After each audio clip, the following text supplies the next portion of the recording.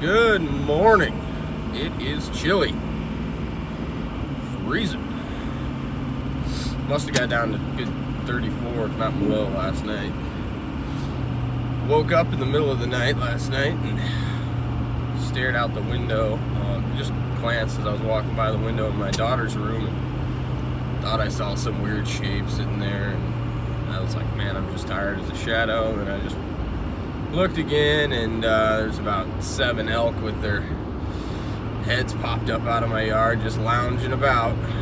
Thought it was a nice little treat to have a good time on my yard and landscaping last night. So about 1 o'clock in the morning, I had to go sprinting after some elk. They're pretty darn skittish, even though they're huge. So you just run out the front door and start barking at them like a dog, and they take off. They don't really listen to my dog, though. They've realized that my dog is fenced, and he can only bark at him, even though he's a pretty big dog. And they'll literally just eat like 50 feet away from him while he's barking at him from the other side of the fence. So they could care less. Which is kind of funny if your landscaping didn't depend on it, but most of my stuff in the front's pretty resistant to them. But they already destroyed what they're after, which was 3 Japanese maples. The regular maples they don't touch so much, but they love the Japanese ones for some reason. I don't know. And I put the little covers on the trunks so that they can't get to them, you know, with their antlers. They'll rub up against it and have a good time. But it tends to happen about every fall and then every spring for like 2 weeks as they're doing their little migratory pattern. They set up shop around my house. And I got these big spotlights out there that I think my kids turned off last night. So generally they would have been lit up and been really easy to see, but my kids were playing with the switches, I guess. So what to talk about this morning? This is day 15. I've been kind of diddle-daddling a little bit online, just trying to see if different apps and programs I can put on my computer to, you know, do some nice little introductions in front of my videos. So I've been playing with that, so I'll have something up here in the reasonable near future. Next, 3 or 4 videos I should have something completed. It'll be a nice little introduction, just to spruce the video up a little bit. And obviously I'm gonna try to be a little more targeted. It's pretty early, it's about 6:45 in the morning, and brain's not fully functioning yet, but to take my stepson to school, so going down to pick him up right now. I think one thing we could talk about is Trump distractions, right? And I think my perspective is, and maybe some of you will be like, you're going out on a limb here, buddy, but I don't think that Trump is clueless to any of this stuff. The latest distraction is the whole NFL not standing for the national anthem, which I think is brilliant. If you're trying to create a distraction, the media is always going to find some way to give Trump a bunch of crap. So if you're trying to create a distraction to keep them off your butt about something else that you're actually doing that is, making progress, even though the media would not think it is progress because it's probably attacks them in some way, then create some crap around sports, right? Everybody gets all in a hussy and they don't pay attention to anything else when it comes to sports. So now you got fans pissed off at players for not, standing during the national anthem. That lineman from the Pittsburgh Steelers, I think his jersey was the best-selling jersey Sunday night in the NFL because all the Steelers, kind of hid in the background and didn't stand for the national anthem, and he stood out in front of all of them. He's an ex-vet, though. He had tours in Afghanistan. And so he was like front and center, hand over his heart, saying the national anthem. And, within 24 hours, he had the best-selling jersey. So you create, Trump is the great disruptor. And I don't think we're, until the very end, assuming we get to that point, of whatever's going on behind the scenes, I don't think we'll have any clue what he's actually doing. From what I can gather and people that I've heard, is that until the control files are destroyed,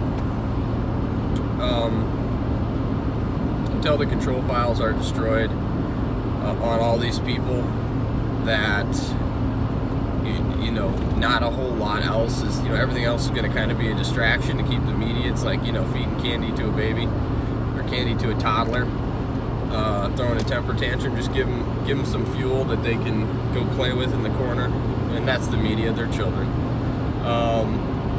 So give him something fun and interesting to play with in the corner as a distraction while he goes about his business of removing a lot of these global pedophile rings, which I probably shouldn't say. Some algorithm will, hide my video in the deep dark dungeons of YouTube since I brought it up. But anyway, he's had over 4,000 arrests. Anthony Weiner put 21 months in jail, and I think it's pretty clear, from what I've heard, he was squealing like a pig.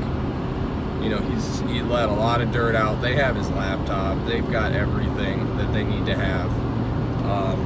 I think people underestimate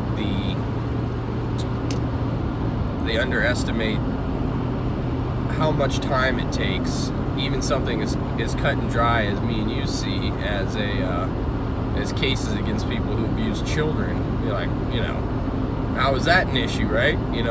Frickin' suit them up and bust down some doors. But this is extraordinary complex ring. It's probably over 150 years old, and it's global. So they've got to get as much information as possible. So kind of approaching it as more of like 007 style until the very end when everything starts blowing up, right, in the movies. But you can't fight a war against something that's that secret traditionally with busting down doors, because the people that are easy to find in the old school busting down the door, dragging people off to the can, you're gonna get the idiots, you're gonna get the lower and mid-level guys, you're gonna get the people who are on the street, you're gonna get the people that do the dirty work really easily. And they've done some of that quietly. Crap. Sorry, guys.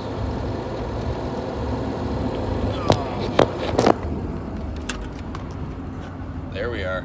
My beautiful, I have that magnetic mount, and I tried to rip it off an old case, put it on my new phone case, and I'm gonna have to put some like 3M stick tape on the back of it or something, because it's not working.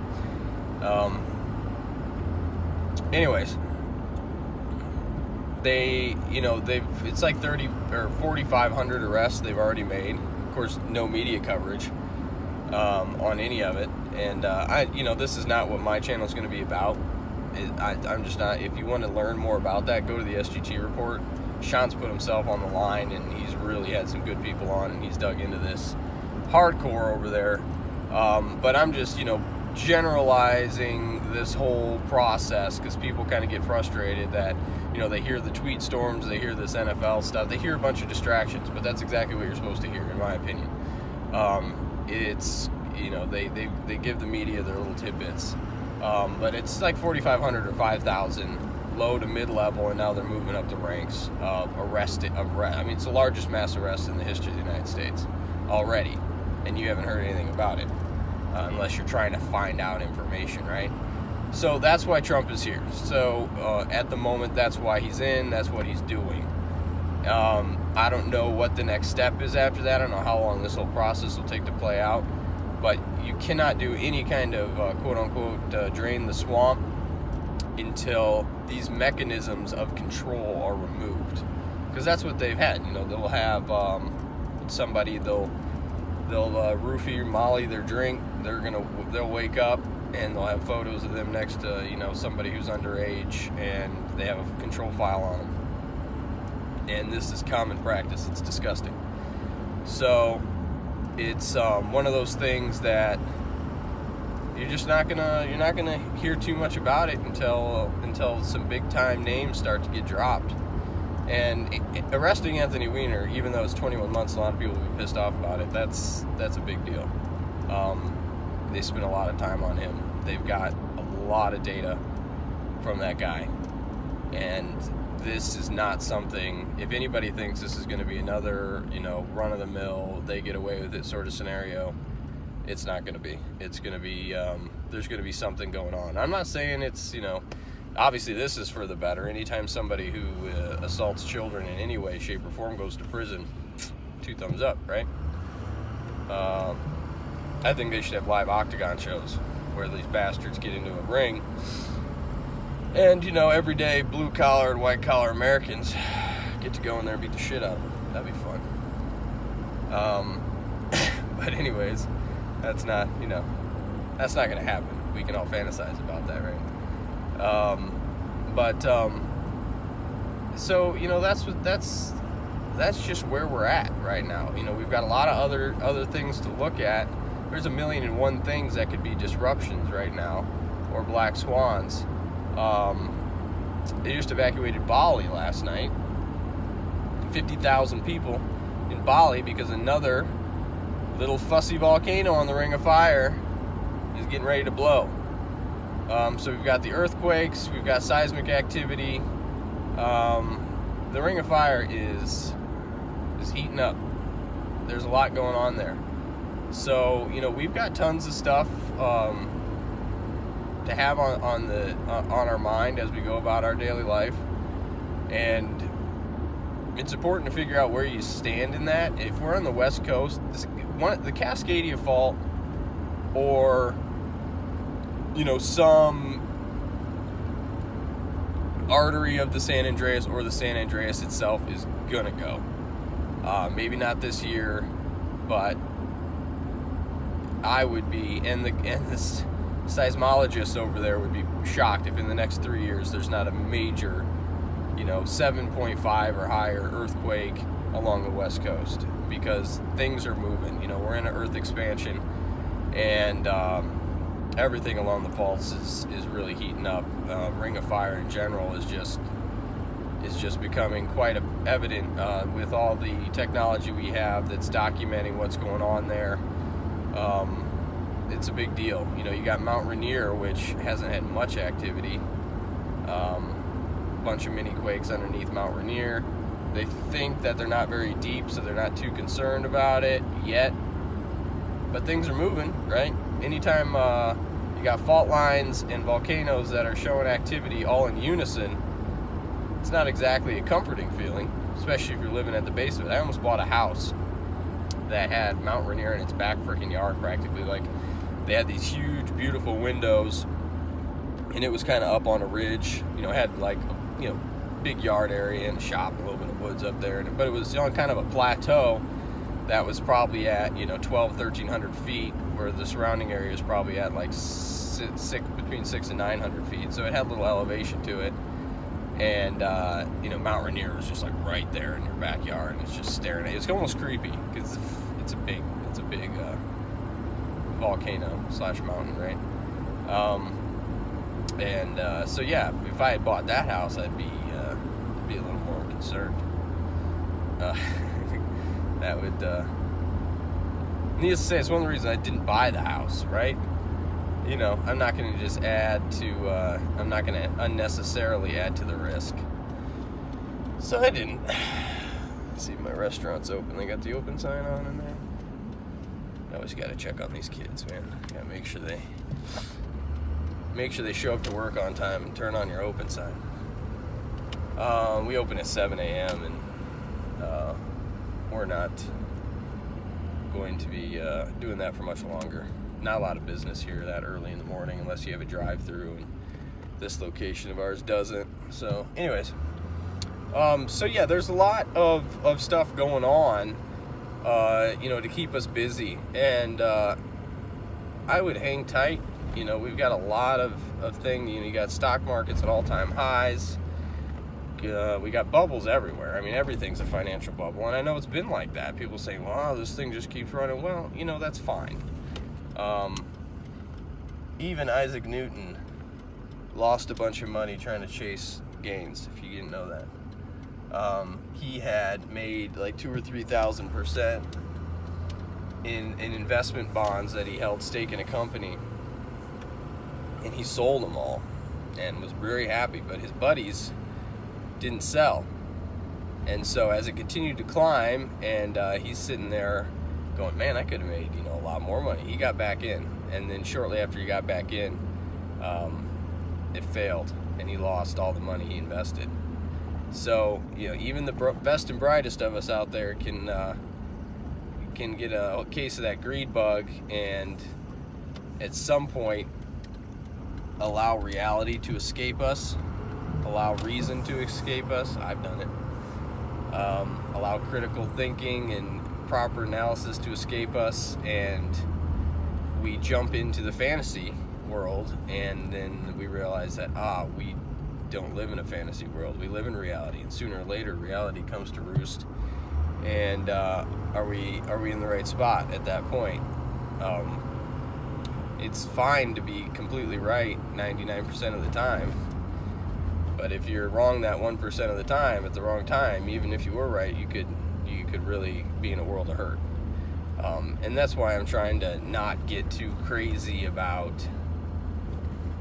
the stress of not the stress, but just the mind-numbing sort of ability that that sun's bright, sorry about that, mind-numbing ability that they've kind of been able to just push this damn thing along. And it seems like, is it ever going to end, right? But it will, and behind the scenes, some bad people are going to jail, and we're getting somewhere on that front. I'm certainly not holding my breath that we're going to turn around the union tomorrow, so, but I think there's some positive stuff happening behind the scenes. I don't think it's the same old by any stretch of the imagination, and it's not going to be the same old. I think everything's going to change pretty drastically in this country. I don't know if for the better or for the worse. I don't know that, but I just know that because the normal system is dying, or not the normal system, I guess what we've determined as normal, the system that's been alive for the last 45 years as far as economically, or just, honestly, even the Bretton Woods, just so, since post-World War II, or was that 1934? When Bretton Woods came around, 1934? I had to check that out again. My brain's tired. Need more caffeine. We're definitely we're definitely having a monetary change, and I think with that everything will change. Money drives the world. Money intertwined with energy, right? So, definitely interesting times. That does it for my chat this morning, guys. Have a good day, and I will talk to you later today. Bye.